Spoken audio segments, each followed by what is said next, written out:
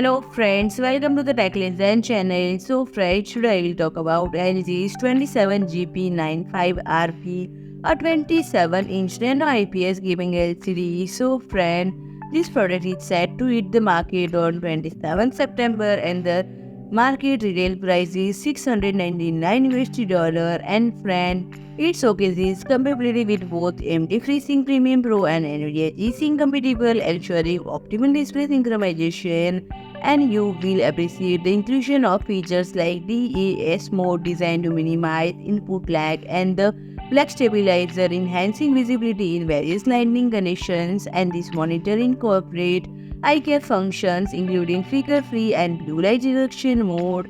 The key specifications include rapid 1 millisecond response time, standard brightness of 400 cadmium per meter square with a peak brightness of 600 cadmium per meter square, contrast ratio of 1000 Jam1, broad color spectrum encompasses approximately 1.07 million colors and a DCI P398% color gamut.